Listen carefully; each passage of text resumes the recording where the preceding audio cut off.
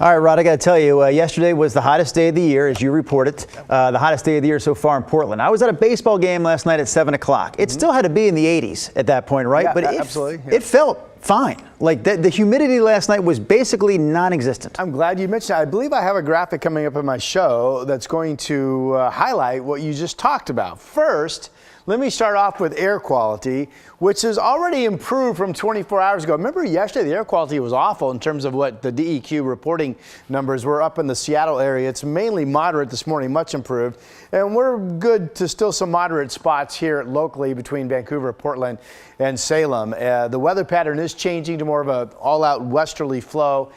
Now that will wash out the wildfire smoke and haze that we've had, and later today, and certainly no later than tomorrow, we'll get back to just a beautiful deep blue sky. Now the west winds not really expected to become gusty except for out in the gorge. You remember we have the Tunnel 5 fire there, so I'm sure this is something that the fire crews will be paying close attention to. But here we are at 5:30 this afternoon. Notice the arrows. Everything's coming in generally from the west. And where you see these yellow and even orange to red colors, there are the 25, 30, 35 mile per hour wind gust zones, which include the Hood River Valley and then especially east out in Owasco County.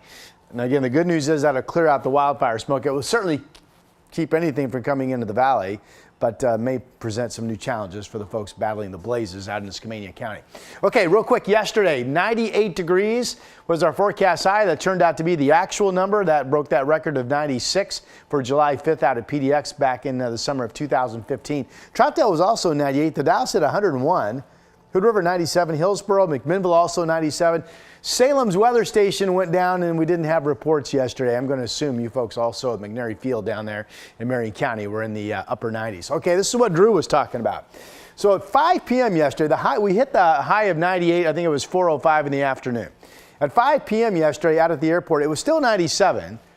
The heat index was 93. Temperature 97? Felt like only 93. That's a benefit of low humidity. The dew point was 43, and the relative humidity, which can be on these hot days up into the 30-something% range for us locally, was only 15%, about half of what it would be on some other hot days. And that gave us that almost desert dry feel where certainly in the shade, you know, you may have not thought it was that bad. All right, we have the sunshine up top. We have our blue skies. We're waiting the rising sun. You see that wildfire haze down low.